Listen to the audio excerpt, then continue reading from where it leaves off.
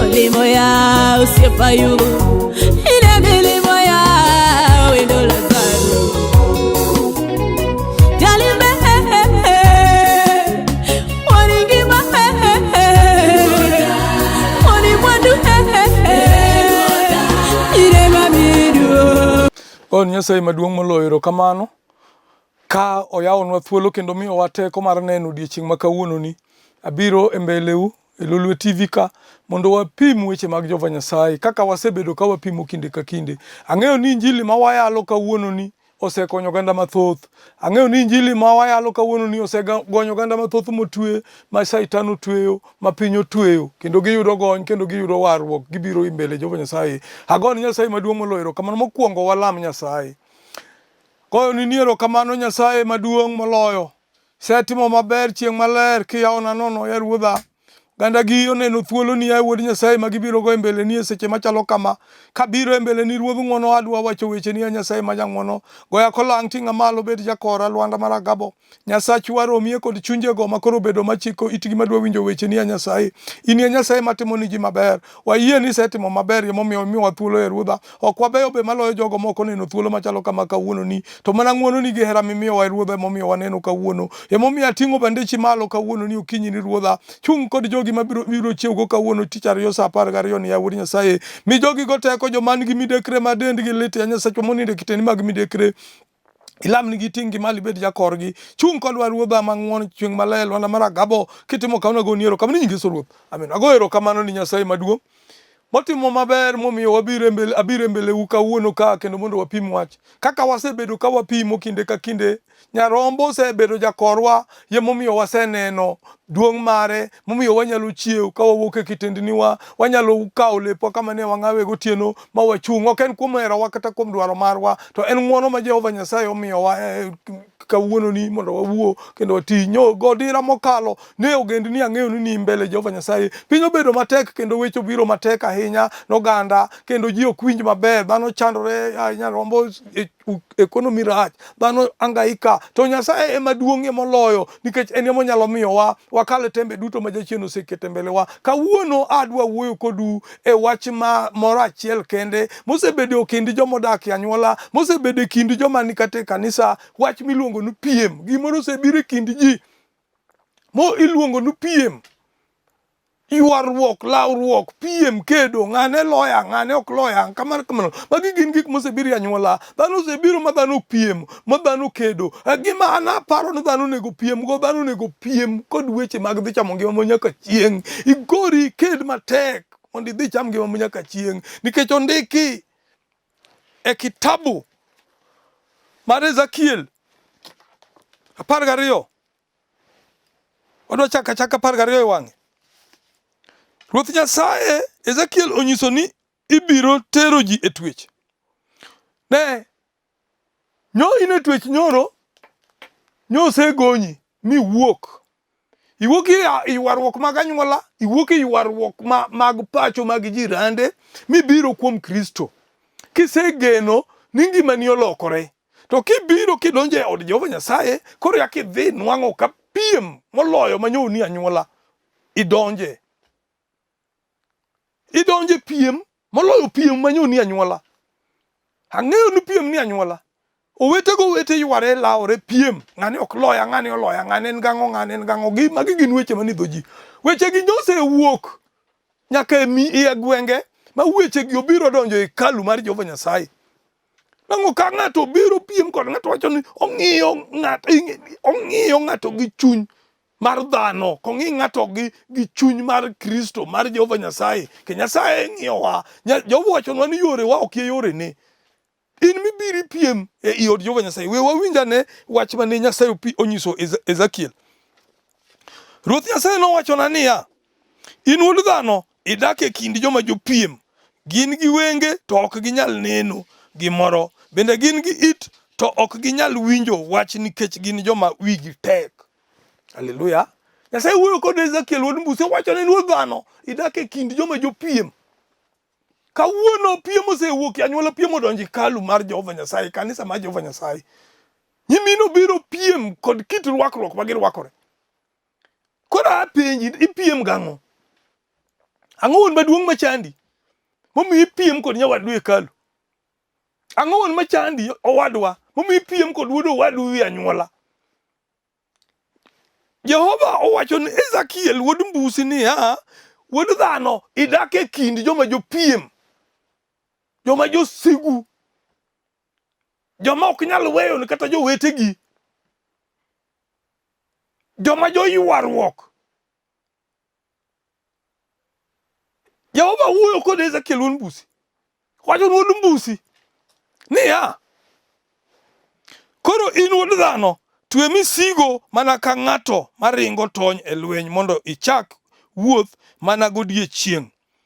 Nyaka iwe ji duto neni kiwuok idhi. Ne sama nyi wuok kibire warruogni, yo kiwuok kipondo. Nyidwa ni wuok kaka Nyasaye wacho ni twe misiki wuok idhi ka jineni mondo iweri kod weche mag piny manyori kedo godo ka. Kanyo chende nyo maki mag ywarruok mag laro lo, ne twe misigo mondo iwuog e ywarruok mar laro lo mani anyuola no mondo idhi. Ne faida mar dhano kod lo en mana awacho ni 2.5 inches by 76 or 78 inches. Mane ka size mar kaburi ma dhano donje. Tin miketri gi ywarruok mang'eny ni, iparo ni ywarruok ni dwa teri kure.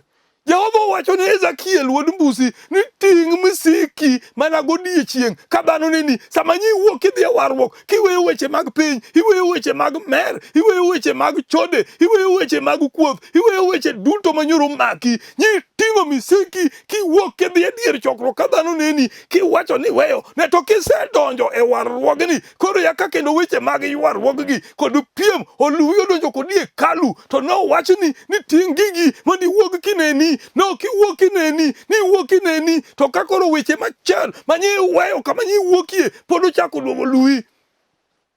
Tisedonjo e hekalu mar Jehova Nyasaye, isedonjo e warruok.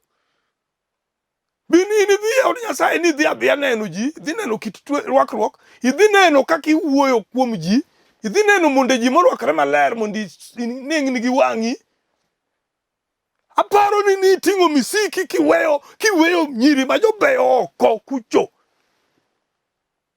Owadwa nyaminwa, piny osebiro marach kawuono, tuoche bende osebiro magalagala, kendo joma jopiem go yema weche mag masiche gi romogo.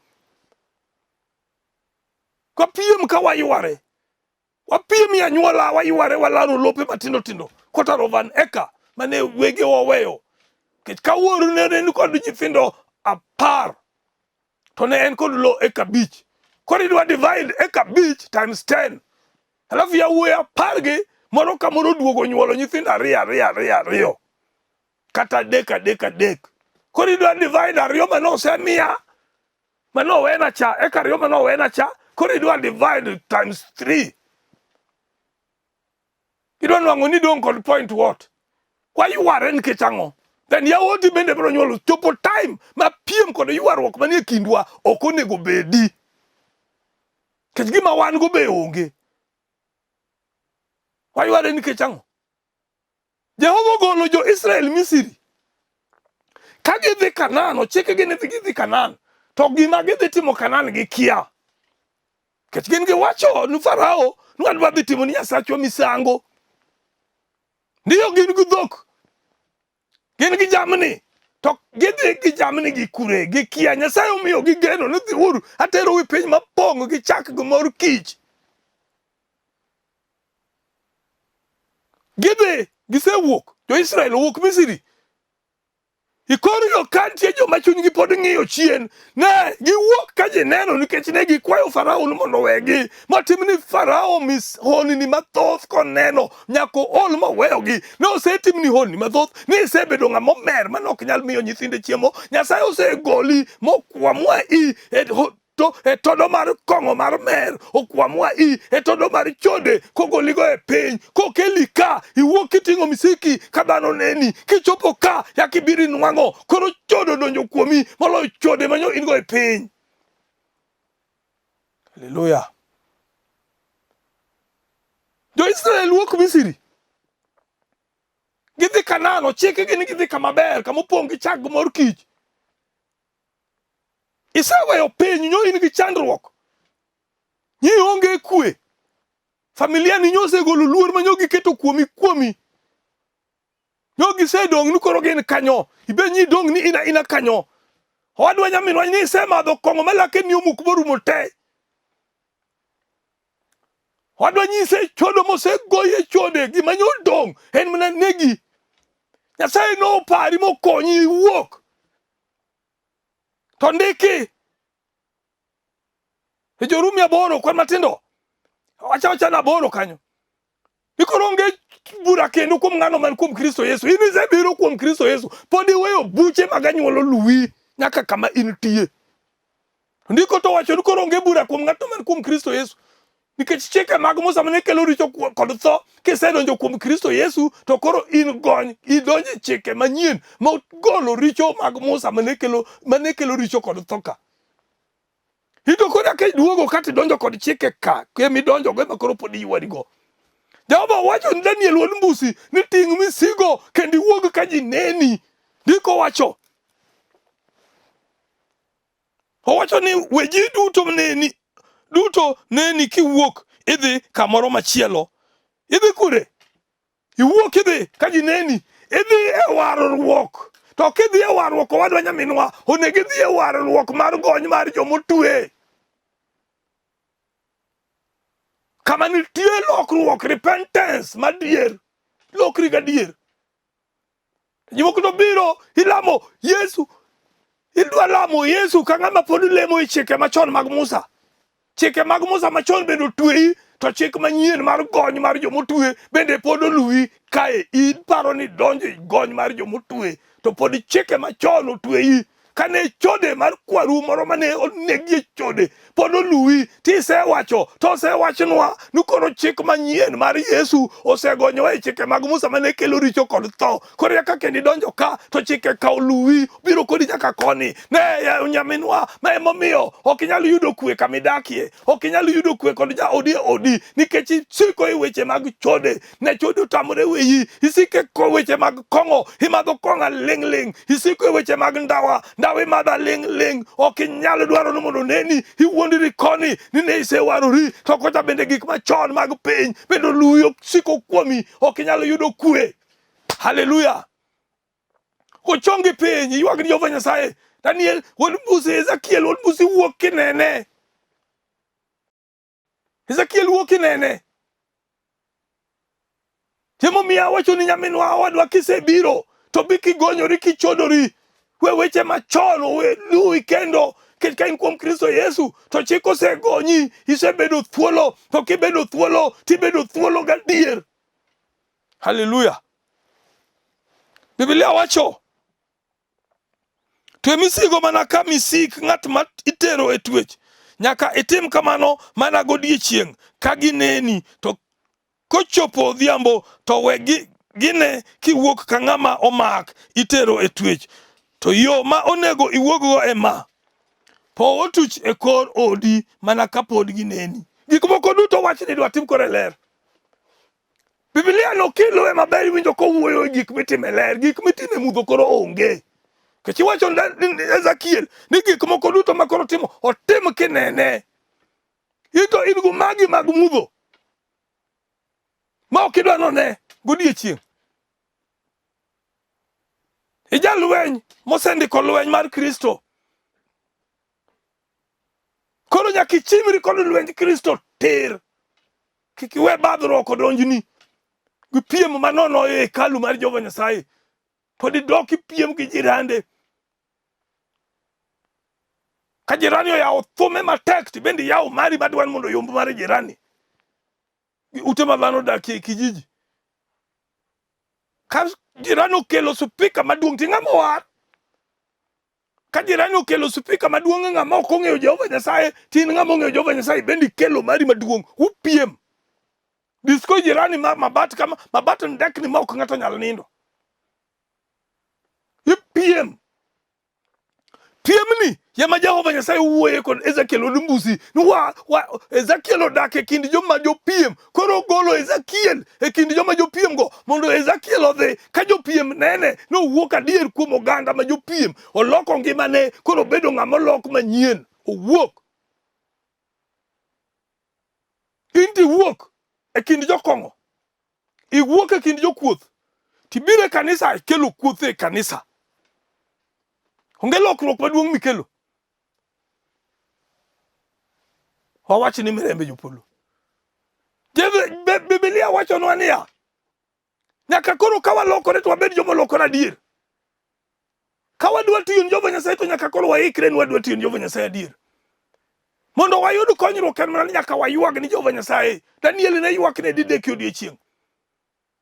Kata kane Ruoth Darius ogolo chike, miwacho chike mag pesa gi media mane ok nyal lok, to Daniel ne ong'eyo ni en gi Nyasaye ma ok nyal lo.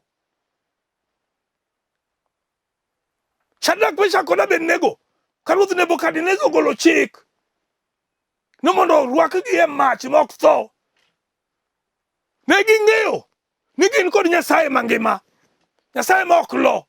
Ma kane owitgi e bur, kane owitgi e mach, to Nyasaye okelo malaika mare. Ruoth wacho no owito ji adek e mach, to neno ji 4. Ngimani oselokore, in kod guardians, nitie jomoriti moluori. Onge kaka jasigu Satan nyalo muomo pod donjo kuomi. En mana kaponi ok pod ok yawo chunyi gadier. Yamomiyo ineno ka jasigu Satan omuomo, okalo warruok miwacho gi dhogino, mok nie i chunyino modonjo kuomi. Oluwi gi chode e kanisa, oluwi gi kuothe e kanisa, oluwi gi wuoro gi guondo e kanisa. Ok inyal golo kata tithe mar Jehova Nyasaye e yo mowinjore. To osewachno chike mag Musa mane kelo richo kod tho osegonywa ka wan kuom Kristo Yesu. Nimar ng'ano man kuom Kristo Yesu ogonye chike mag Musa mane kelo richo kod tho. Owacho ni koro onge bura kendo kuom ng'atno man kuom Kristo Yesu, nikech ng'at man kuom Kristo Yesu chike mag Musa mane kelo richo kod tho oseweye, ogonye, koro en thuolo. To ka in thuolo to chike mag Musa gi kod pod oluwi nang'o? Dongo ne gilokri gadier. To kilokori to dak nen kata ni jirandegi, dak nen kata na nyuolani ni in tilokori adier. Nitie wer moro mane waweroga kapod wan e skul chon, higni machon kabisa, long time ago, ni there is a great change. There is a great change since I've been born again. Nyaka nyuoli kendo, nyuol manyien ni ineno lokruok mane ngimani. Ni some things I used to do, I don't do them anymore. Some things I used to do, I don't do them anymore. There is a great change since I've been born again. Ne, nyaka ilokri manyuoli kendo, be ineno ka nitie lokruok ngimani.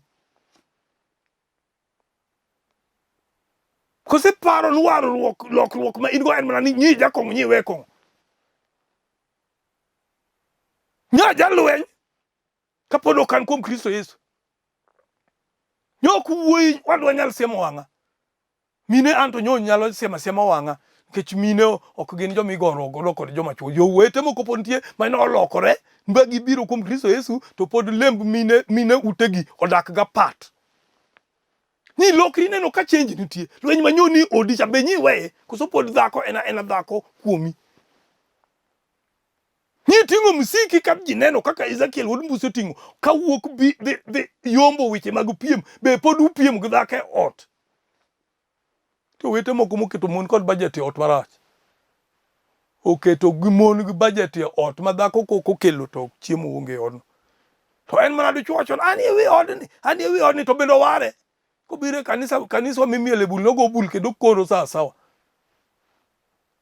To kidhi neno nyaka ne dhako ne law manyien ken higni 5 mokalo kata higni 6 mokalo. Bende neno ka change ni nukuomi. There is a great wide. Nitie great wide change. Ana neno great wide change since I have been born. Bende ini neno ka nitie great. Bende jaodi neno great change ma in kodono. Nyithindi be neno ka nitie lokruok e ngimani. Koso kaka ni in choncha e kaka pod in. Kaka ni golo pesa ni e chocha e kaka pod igolo kawuono. Kaka ni min odi stress ma min odi tuo mar alsas odonjo kuomi nikech in ng'ama kuduogi otisa ne ng'ato en jadolo to sabiro pod koduogo yako ngokin kata gi kafin pod yako ngokini kor barabara to no se wuok motingo msike koweyo piem mag piny ile okure wadwa ti jadolo ile okure nyaminoti ng'ama war Be jo kanisa ng'eyo kamilewe no. Be ja odini pimo ni ang' na duog molew.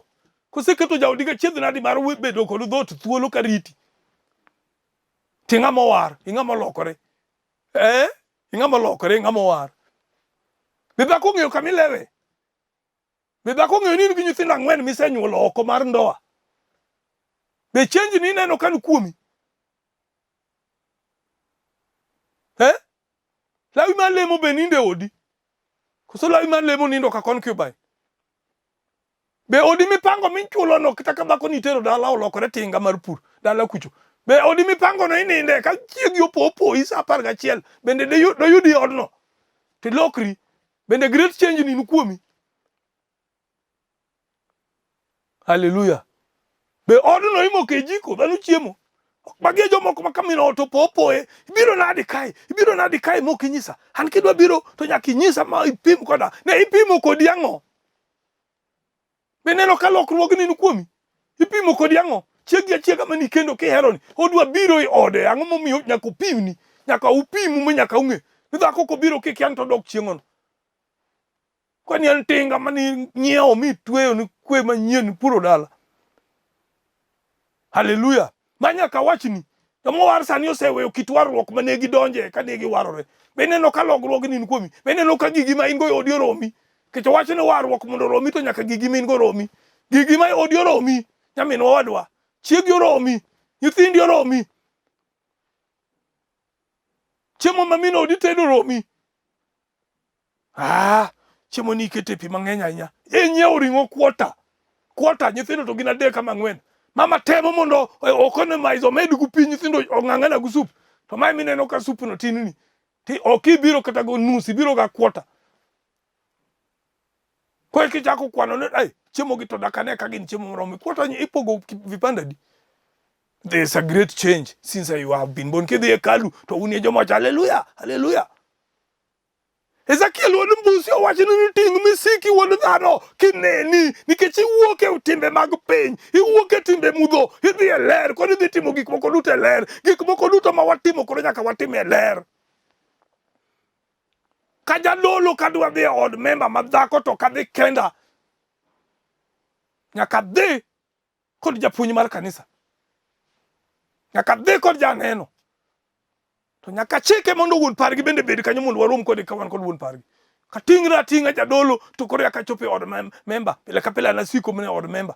Mine modak kendgi ma wauni. Dhako kubi yie kodi. Change no nyaka maki mi ibed chakruok mar lokruogno. Yaka inyalo chungi mbele ya altar mi yali injili mar gony mar jomotwe. Mi yal repentance lokruok. Ki bendi se repent. Ni ko wuok kuomi to koro nitie jo midwa riembo midwa chungo e kanisa. Ezekiel owachni ni ting' gi wuog kineni. Yamomiyo be awachoni ni ting' gi wuog kineni.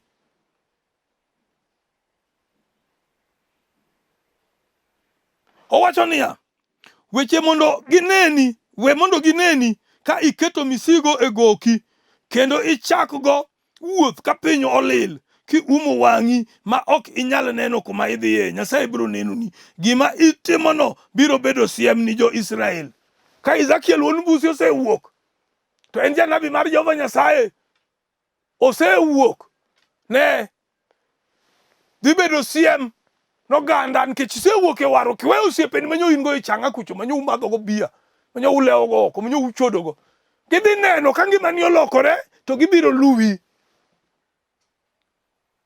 Iwe anyuolani manyo paro ni ng'ama lal mok nyal lokore ngang'.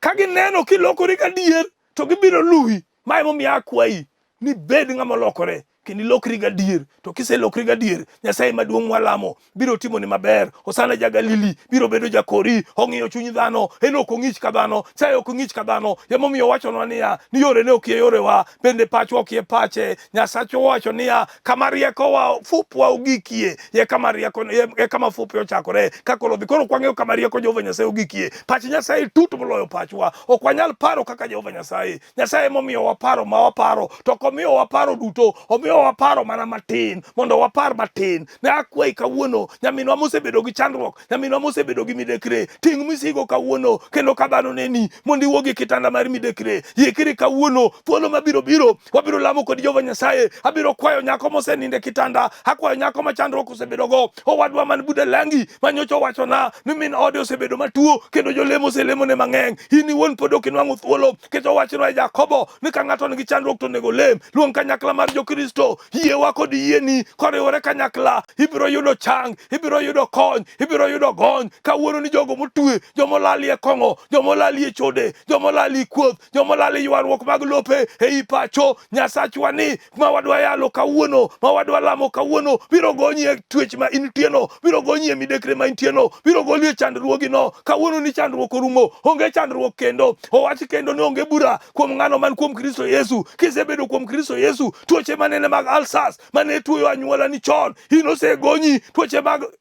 ichkach, tuoche mag hemorrhoid, mane chando anyuola ni chon, mane chando mine ni chon, kawuono ni onge. Magi osewuok kendo, nikech owachno osegonyi, isewuok i twech mar piny. Haleluya. Koyo duong' ni Nyasaye maduong' moloyo erokamano. Amor ahinya nikech Nyasaye miya teko mar wuoyo kodi kawuono, kendo amor ahinya ni Nyasaye oseketi e mbele na mondo wawach kodi weche mag Jehova Nyasaye. In nyakono man kod del malit kawuono, adwa kwayi ni mondo isud machiegni gi TV mondo walam kodi Jehova Nyasaye.